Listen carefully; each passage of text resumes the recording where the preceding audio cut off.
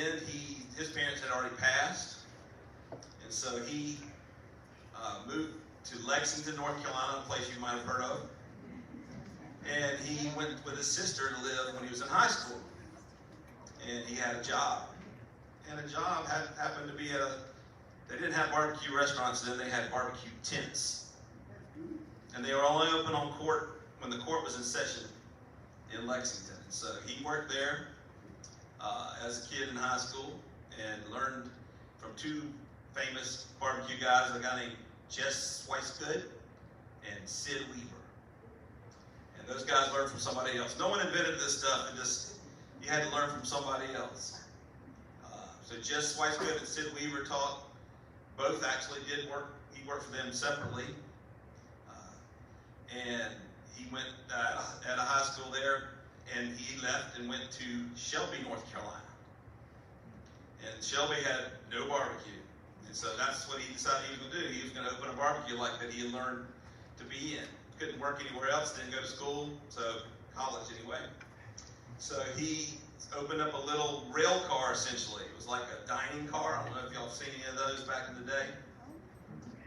And he had to give it away to explain to people what it was, because they had never had anything like that. He didn't even have a refrigerator in his restaurant.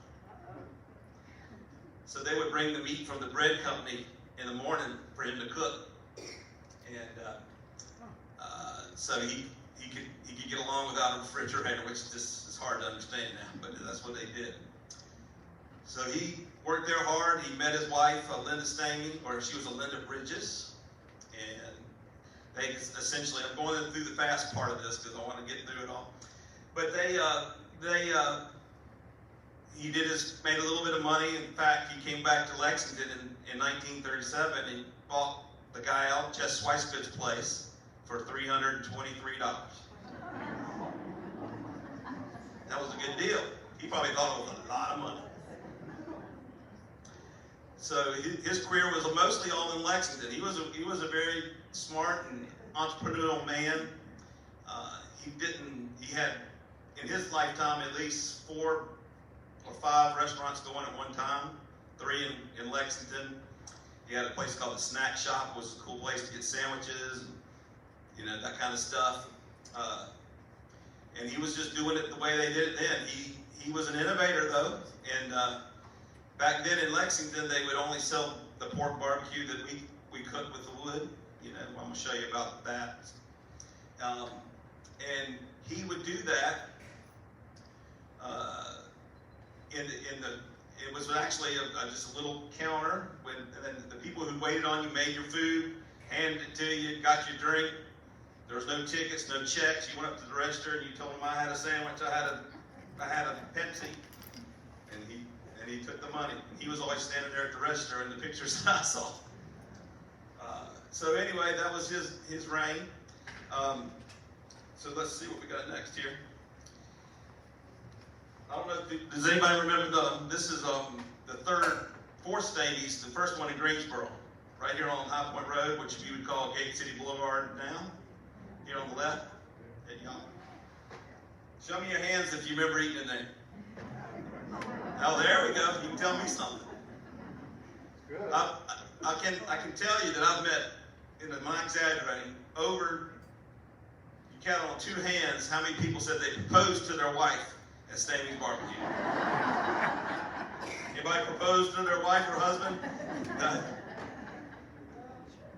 What kind of car is that? I've had at least 50 people tell me that was their car. So you can tell me if it's your car, and if you can prove it, I'll say it's your car. This was actually early on before we built the shelter on the side where the car hops would come in a drive-in format when they come to your car and take your order and all that stuff. So this was 1953 actually, 1953. And then we're going to switch on to the next generation. The theme of my story today is that we have, it's a family business. We've been doing this since 1930 when my grandfather started, doing it till today. That's been 94 years. And I haven't ruined it yet, but I'm trying to just pass it on one more time so I can go to retire. So my dad's Charlie Stamey. You've seen him around. He looks a lot like that. His brother Keith worked with him. He mainly ran the office work and the business side of the barbecue. You'd see him around, but Keith passed away in 2000, so we lost him early on. But they had about a 35-year time. Keith left, Dad more, and my father retired in 1997. He's been around since, as far as, we call him the Pitmaster Emeritus. Which he comes over in the morning and gets a cup of coffee and helps us. He's really good about not pointing out all things that are going wrong. I think his dad wasn't as good as that, so he remembers not to do that to us. We appreciate that. But he's good that if you really have something serious you want to know, or you want to know how it should be done, or you can't remember something, he totally does remember. He is a student on barbecue. So I'm going to go on to the next one here. I put this one in here. It's sort of, it might be hard to see, but I want to point it out something to you. Y'all know what that is? Coliseum, right. So the top picture is right when they had finished building the War Memorial Auditorium. The brick building sort of in the middle right there. Okay, I can't remember, we tore it down, 8 years ago, 10 years ago. Look at the grass parking lot. But if you look up on I'm gonna have to point to it. Y'all see right up here, very top corner. That's Stamey's Barbecue up there. So we were there before the Coliseum. When they came over, that was the fairgrounds, but you could probably teach me about it. But there was a dirt track for racing over there. And the fair came to town, and actually that was always talked about. The very busiest day at Stamey's was when the fair came to town. And they just were overwhelmed by how busy they could be in Greensboro. They could do a day that was like 2 to 3 times as big as what they were used to doing in Lexington. So they were glad that they made that move to Greensboro, because they really liked being here. Eventually, we moved out of Lexington all together, and now we have 2 restaurants here in Greensboro. So, if you look, you can maybe see the same top corner of the color picture. Then there's the Stamey's is up on the corner there, in the same spot with the new building that we have now. There I am. So, 3rd generation. I'll skip over that. So this, in Stamey's, the extent of the empire now is just 2 restaurants. There's one on Battleground Avenue and one on Gate City Boulevard or High Point Road, depending on how you talk about it. This is the newer version of Stamey's on Battleground. In 2017, we had a little fire. And I was sort of upset at the fire department because they're so good at putting them out. You know, I was hoping it would go all the way down, but it didn't. Somebody was coming home from the movie theater, and they called 911, and they said there was smoke coming out of the Stamey's on Battleground. Yeah, there was. And it really wasn't a devastating, it was devastating, but the building stayed, but there's a lot of smoke damage. But this is what it looks like now if you haven't been out there. And we did add a lot of things, so it was really good, sort of a lucky or good thing to happen to us, really, because we got to update and do all the stuff that we need to do. We added a drive-through, and then COVID came, good old COVID. And if we didn't have that drive-through, I think we'd have been in big trouble, because we really served a lot of barbecue during COVID through that window, because we couldn't, be open inside. So that was a good plan there. So now, believe it or not, my kids, Chaz and Craver, are working with me full-time. So that's Craver on the left, and that's Chaz in the middle. You'll see them if you come up there. They'll be at the register, hopefully, or running around doing something. Chaz went to Wake Forest, and Craver went to UCW and studied barbecue science. No, they don't have that, actually. Business, I guess, is what he had. Chaz was business too, so they were much smarter. I was a psychology major. studied to get out of school. I didn't go to Wake Forest.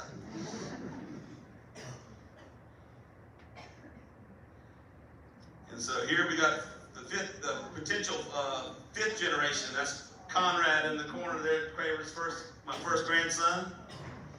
Patsy's fifth. I understand that. How many? 5, yeah. So it's her fifth. It's not as exciting to her as it is to us because she's had so many. But anyway, so that's, we were all together assembled this year to talk about that. Stamey's and my dad, Charlie, was inducted into the North Carolina BBQ Hall of Fame. So we're really proud of him and thinks he deserves it really well. You know, forever the founder always gets all the press and the notoriety, but the Stameys that you see today is a whole lot to do with my father, because he really kept it going and innovated and changed the things that needed to be changed and stayed the course and ran a really good business. So there you go. So we called him, you talked about him being the pitmaster emeritus, right? So he'll sneak over there and I don't know what y'all do for fun, but he'll like cook 1 or 2 shoulders for fun. It's like experimenting for him. So he likes to think of another way to do it. Oh, what if we built this pit this way, or we did it for this much time, or we turned it early. He's always thinking about how to cook barbecue. Really is. So let's see if I can make it play here. I think I got something that makes it play.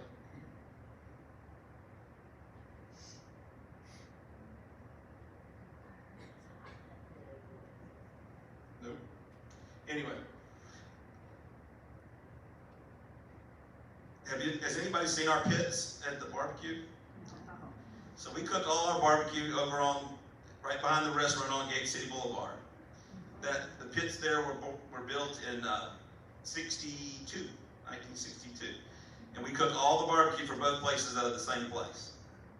Now, obviously we haul some of it across town, some of it across the parking lot. So this is the inside there that a lot of people, big time photographers will come by and they love to see the light coming out of that fan coming down like that. They take these sort of artistic pictures. I've seen like 18 versions of this in different magazines and stuff. So you're welcome when you come around and just sort of peek your head in. People are sort of scared to do it, but we don't care. We'll show you, we'll give you a first hand on it. A fella named Mark Weens, which is y'all have heard about YouTubers and special people on the internet. This guy actually has 7 million followers on his website or his Instagram page. And he came by and did a little special interview on it. And I'm gonna see if I can make it play. See what a professional does about talking about something here. Welcome to Stamey's Barbecue in Greensboro, North Carolina. This place dates back to 1930 with a lot of history. This is another barbecue destination. Okay, all right, Craver, right? And you're part of the Stamey family. You've been in the barbecue your entire life. Yeah. Oh yeah. Oh yeah. So I'm a fourth generation. Fourth generation. Me and my dad, Chip, who's the owner now. We work together now, and so he's third generation. I'm fourth. Okay. My grandfather's 87, obviously second generation. He was actually here earlier this morning. Oh, cool. So it's a big family business. Very cool. Been in, obviously, it's very personal and special to us. The reason we cook pork shoulders is my great grandfather and the 2 guys he learned from, Sid Weaver and Jess Weiss. The reason they started cooking shoulders is because the butcher shops were throwing it away. Because it was a tough piece of meat, they didn't know what to do with it. And right, of course, they didn't have all these things we have now, so they cooked it over a live fire, just outside. So and then of course they learned how to do it well, and you built standalone structures and that kind of thing. And that's how this is, I guess, evolved from there. Oh man, this is an amazing, like a barbecue hallway with the pits on either side, the fire's smoking, just smoldering away. The aroma of the barbecue in here is insane. And each one of these pits can hold 20, 22 shoulders. Okay. So we're talking, Wow. if we're cooking on all of them, you're talking a A lot of meat. A lot of meat. Let's see what we got going on in here. So we actually probably right at the end of this cook. Okay, it's about an 8 to 10 hour process. All right. Obviously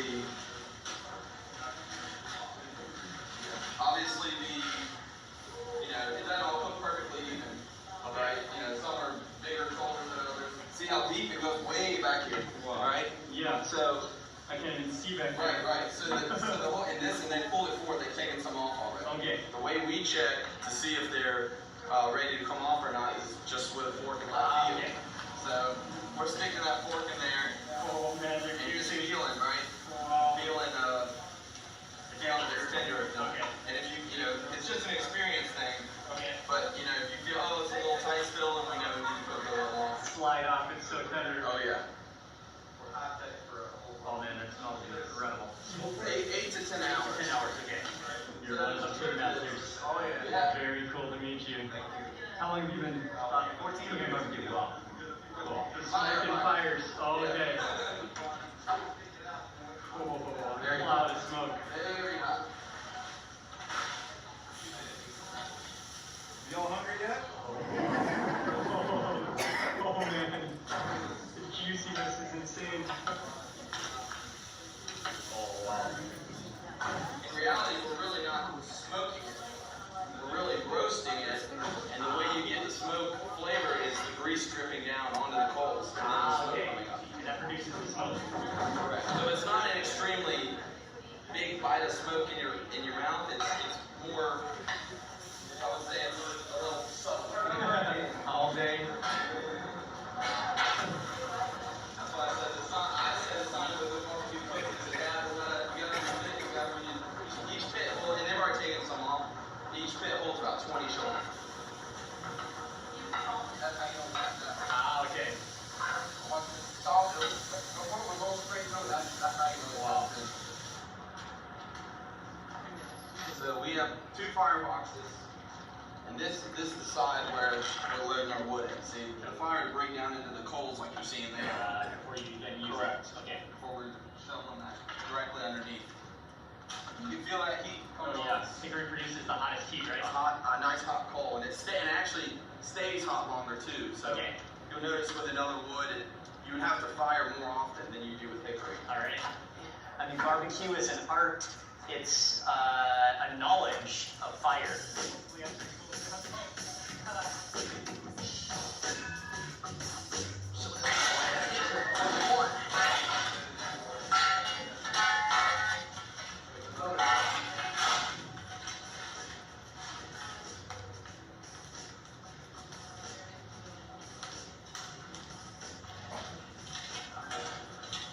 You're just looking for a nice, even spread. Okay.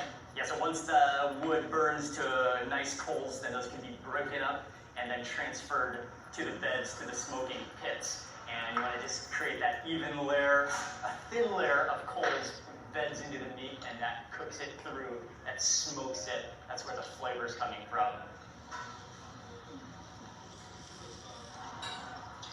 I guess I tell July the 4th to come cook with us. It's a hot job, I'll tell you that. In the winter, it's not so bad. The juice is coming out of that thing. You just popped it. The juice is pouring out of it. That is the greatest barbecue smoke hallway that you'll ever see. So we're heading back to the kitchen dining room where they're going to be chopping it up, where they're going to mix it with the barbecue sauce and serve you to eat. What's your name? Macy? So cool to meet you. Hi. Oh, Carolina. Desmond. Hey, nice to meet you, Desmond. Cool. Thank you so much. It was in the middle of COVID, obviously, all the masks, right? Shoulder obviously is the butt and a picnic. Okay. That's together. And the butt is fattier, and then the picnic is the leaner part of the shoulder. Okay. So what we like about that is it's kind of a good combination of the two together. So when you chop it, you mix it? Correct. Yeah. Okay. So this is all mixed. I'll say already. Okay. Generally, in North Carolina too, it's chopped pretty fine. Okay. Not really. You pulled pork or whatever is that term. We Chop pork. Chop.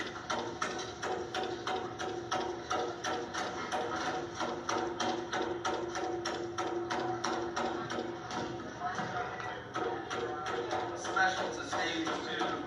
Of course, the slaw. Okay. Of course, that has more smoke and texture in it because it's. But we heard, What's your name? My name is Chad. Very nice to meet you. Nice to meet you as well. Why? How many years? How many years you work here? 15 years. 15. 15 years, yeah.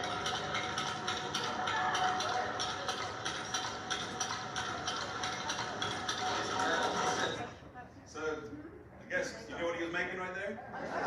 Hush puppies, there you go. So hush puppies are fried cornbread. Hopefully most of you know what that is. But My grandfather was actually credited with pairing hush puppies with barbecue. So it actually happened in Greensboro, about at Friendly Road Inn. I wonder where that was, sort of close to here, and it was. So Bob Shaw and my grandfather were buddies, and he didn't eat out much, but he would go to the fish camp, and he said that he just loved hush puppies, and so he said, hey, let's do this. And so Bob, he did teach them how to cook our hush puppy. Our hush puppy is not as sweet as their hush puppy is. We took the sugar out of it because we think it's, with the fat and the barbecue, it was too much. But for fish, it works good to have sweet hush puppy. Anyway, we credit Greensboro and Friendly Avenue for the hush puppy going into barbecue in all of North Carolina. So that's pretty cool, isn't it? So now you got something. It has a lot of onion, right? You can put the hush puppy master. Perfect hush puppy. Oh, look at that. Yeah. I've been looking for that.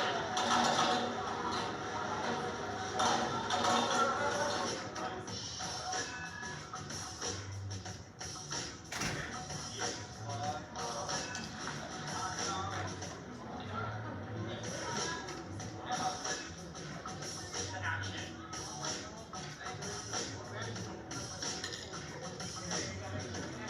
That's just some of their absolute classics. They just have the chopped pork here. And it's kind of a medium texture. It's not a really fine chop, nor is it a very coarse chop, but it's a really even, kind of like centimeter chunks of pork. Their classic sandwich, which is pulled pork with a slaw in a bun. And then there's a variety of, actually they don't call it barbecue sauce here, but they call it dip. So Ying and Christy have already been snacking on these hush puppies. They said they're amazing. And they told me that there's a lot of buttermilk in them too. Buttermilk, onions, deep fried to a crisp. Oh, yeah. Hush puppies are amazing. That crumbly texture, so good. Really good, yep. The flavor of the onion. Oh, and you feel the richness of it too. Moving into the chopped pork.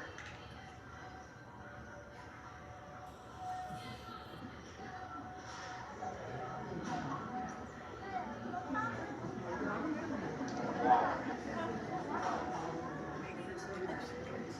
The moistness, the texture of that pork, the smokiness all the way through. I like that chopped texture. And then again, that barbecue sauce, it's not overpowering the meat.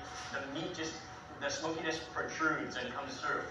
But then the barbecue sauce just provides this tanginess, kind of almost the aftertaste. Then we've got the red slaw.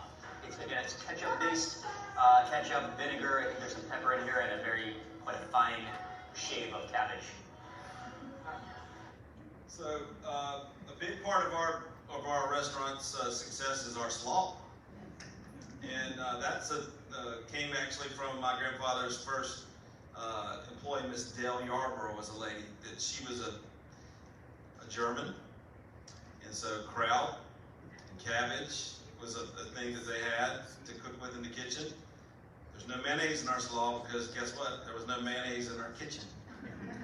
So they just used what they had. They had vinegar, we had ketchup, we had salt, sugar, pepper, red pepper. That's it. So that's what our slaw is made out of.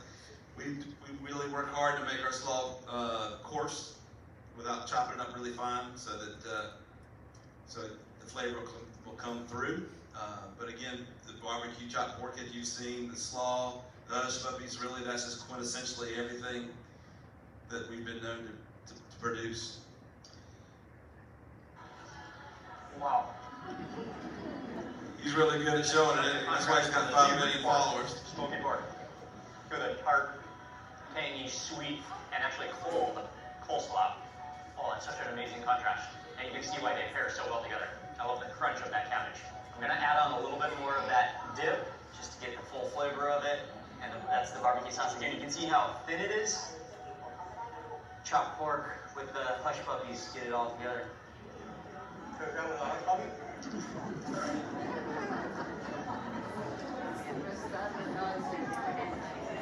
Everything in one bite. The contrast, the freshness, the smokiness, the crispiness. Okay. Let's try some of those other sides. Okay, so we've got some mac and cheese. Oh yeah. Creamy, rich, buttery. Okay, and then the collard greens on this plate too. Bet some of you didn't know we had that. No one looks at the menu when they come anymore, but we do have that.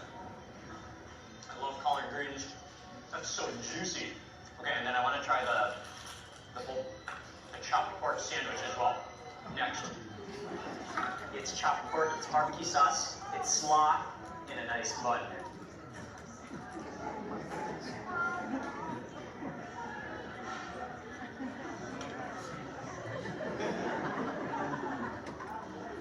He's a professional eater. So good. I was like, I'm just normal Stamey time, and I thought it was dessert afterwards. Oh, it's so crispy, it's so smoky, there's so much flavor. I'm gonna add on some of this one is the spicy dip. I think it's the same as that vinegar ketchup sauce, but then with a little bit of chili in it.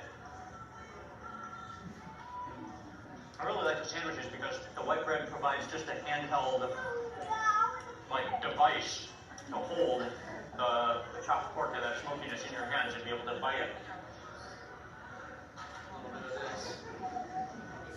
Yeah, it is really nice. The pork is really nice and moist. You guys can nap on the way back. And this is all around just a phenomenal barbecue plate.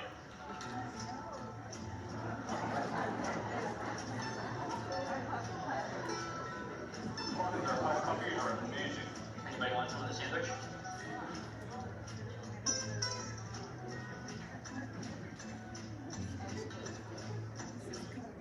So it goes on for another hour. I'll have to cut it short.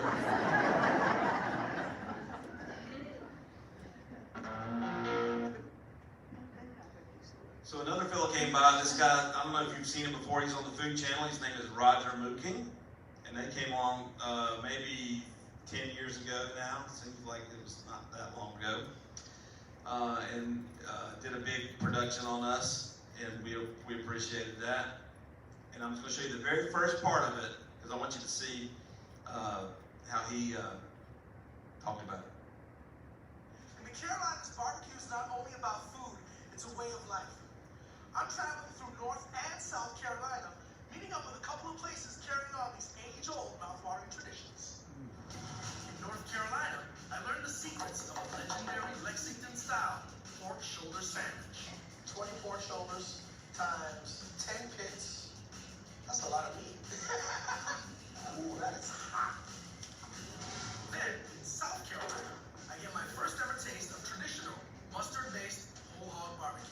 It's nice and brown and caramelized, get a little crust going on there. I never had it with That's the difference between shoulder and whole hog barbecue. They use the whole thing down there in South Carolina. In Lexington, we only use the pork shoulder, which is the top part. The ham, as you know what that is, and the bacon's in the middle. But the pork shoulder is what we hang our hat on. I'm in Greensboro, North Carolina, where Lexington-style barbecue is king. I'm meeting up with Chip Stamey. His family owns Stamey's Barbecue. They've been serving up this area for 80+ years. And if that's not reason enough for me to go check this place out, I don't know what is.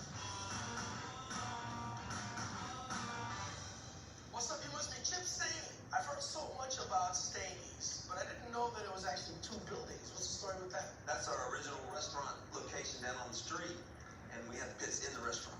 But then we grew, and we needed more space and more capacity, and so we built this pit. And Then we built this larger restaurant on the street after we tore that one down.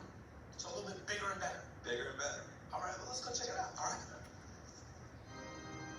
Ooh, check this place out.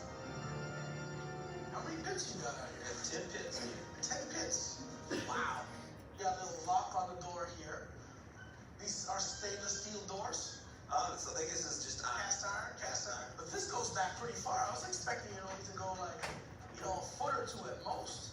How large is that? How many pork shoulders you guys cook here? That's your favorite? We cook pork shoulders exclusively. Can fit about 20 normally in a pit. 20 pork shoulders times 10 pits. That's a lot of meat. That is a lot of meat. Stamey's is Lexington style barbecue. What exactly makes it Lexington style? Lexington style is cooking pork shoulder exclusively over hardwood coals in our case. Where do you actually fire the wood to make coals? Right behind you. This is the furnace. This guy's been here since we built this building. It's located in a central location so that we can access all the pits independently. We're continuously loading wood all day long as a 10-hour process of cooking the meat.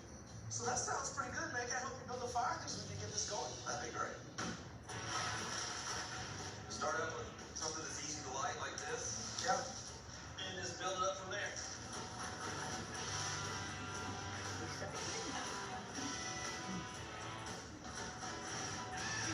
Chip, I built a lot of fires. That looks like a lot of kindling, but there's no wood. What's up? Well, we gotta load this furnace up from outside. Okay, let's go check it out. It's a lot of wood out here, my brother. This is primarily hickory wood. Hickory, is that like the wood of the South? Most people who cook with wood use that. It's a dense, heavy wood, and it holds up well. It does. We're ready to go.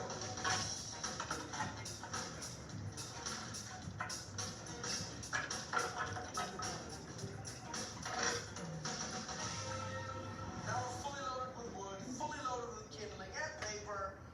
I think I know what's coming next.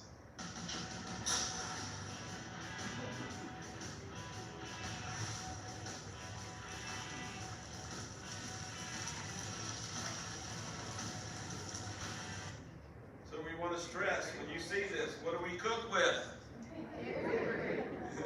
And fire, right? So you don't get this at the K&W, even though I really like K&W, by the way. But they don't cook their stuff for 10 hours.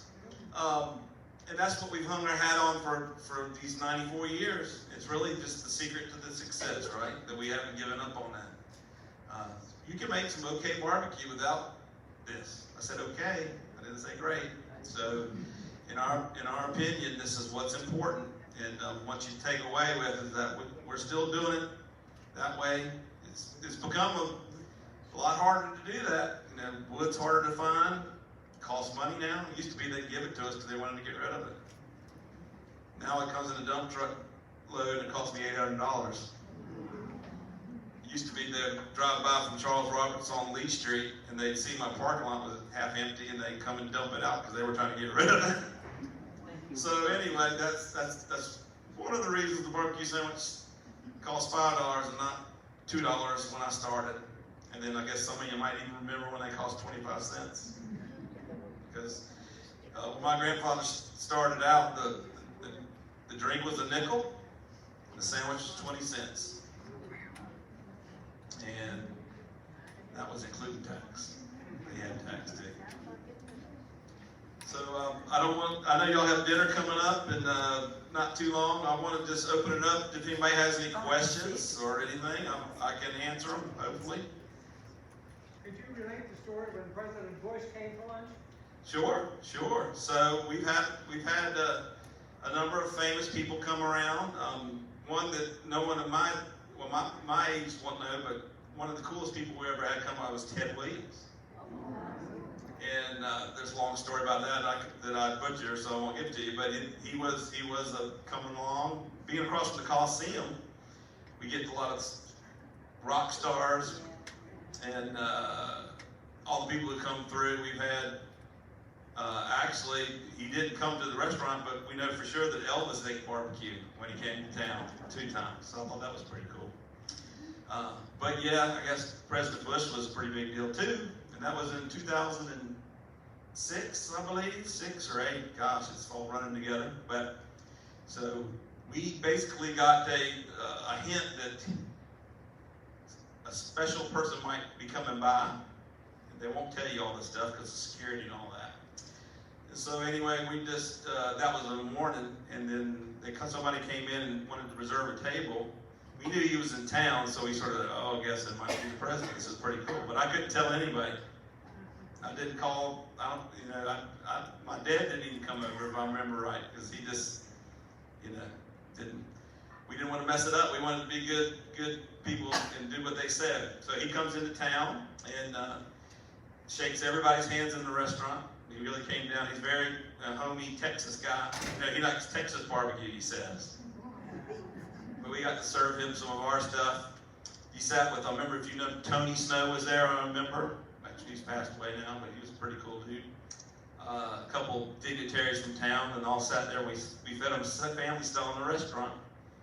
And I remember when we were leaving, they had their own photographers, and they take just tons of pictures. We have them. Really, really exciting. I remember the motorcade was like 15 cars long. Had an ambulance in it, 5 Suburbans, 3 vans. It was just crazy.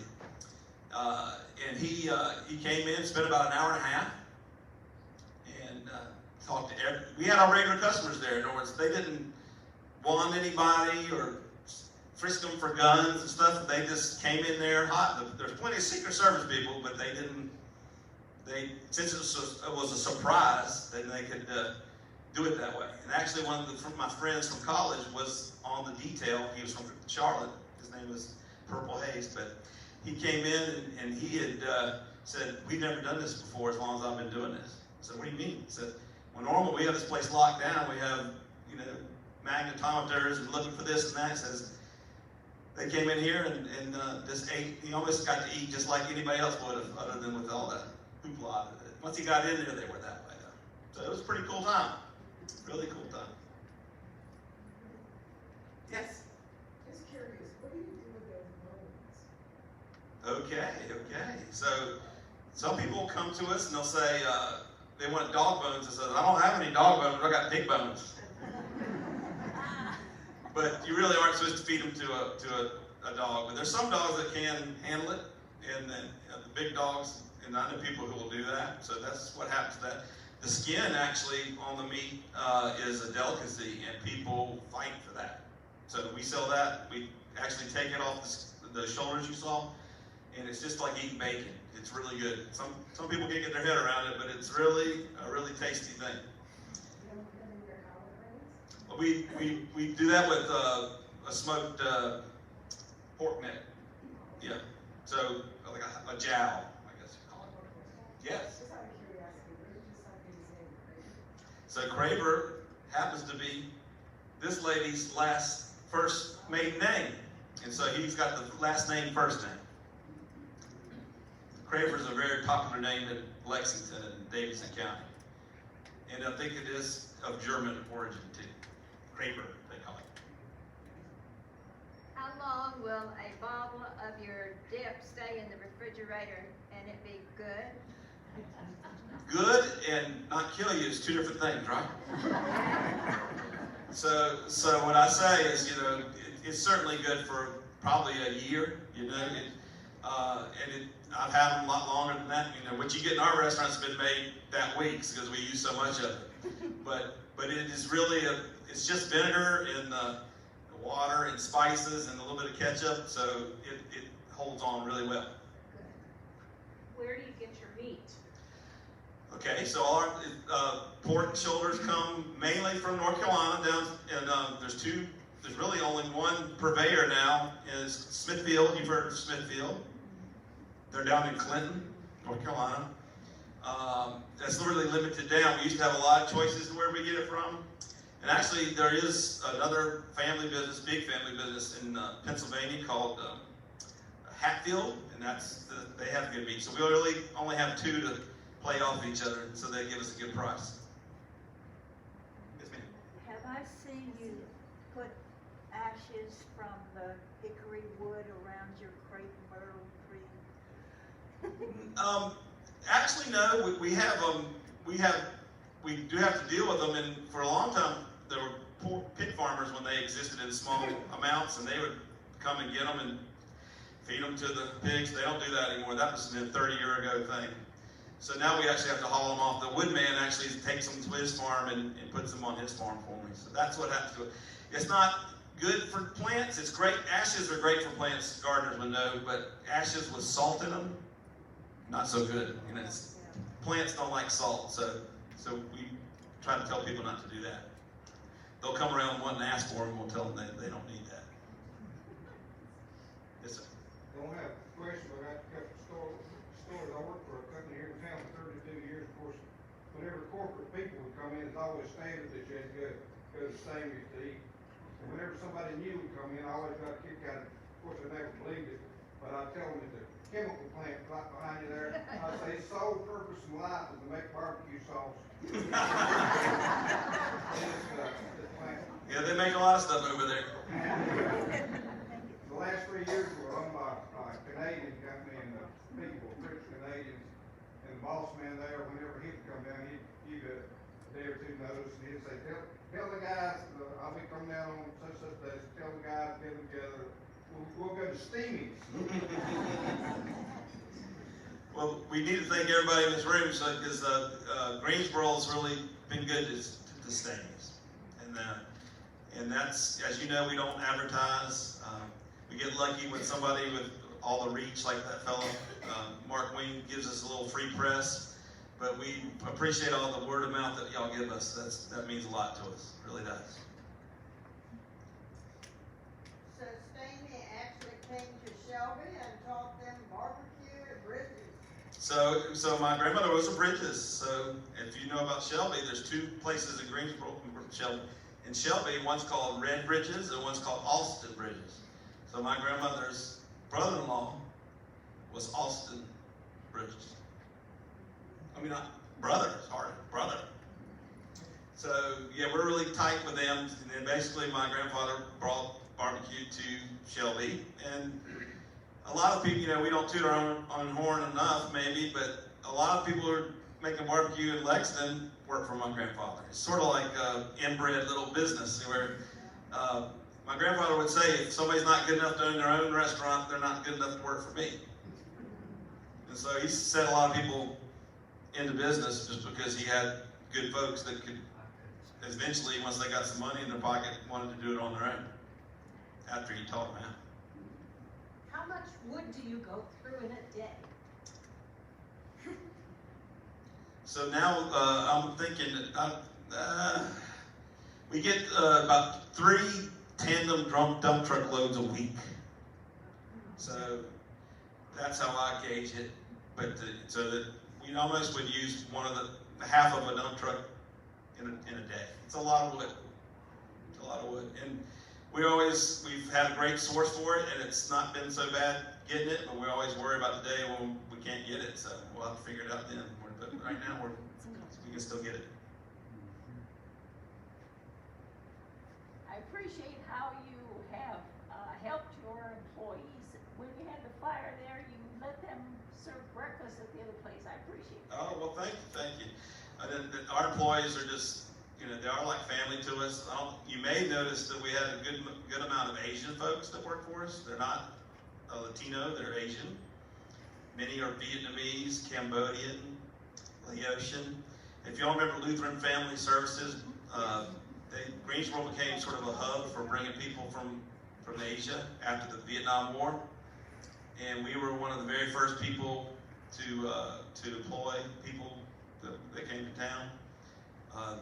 They're just family people, just incredible workers, very loyal. And so many of those folks, like you didn't see him in the picture, but Pon is our oldest cook. He's been there for 38 years. Cambodian, he escaped Pol Pot and has a lot of stories of the killing fields and open your eyes of how bad it could be. But the American dream was for him to have a house and to cook barbecue over at Stamey's. Anybody else? Well, thanks for having me. I really appreciate y'all coming out. I'll be here afterwards if you wanna ask me a question personally, but good, thanks again, and, we have, all the buses are lined up outside, and we're gonna take it, I'm kidding.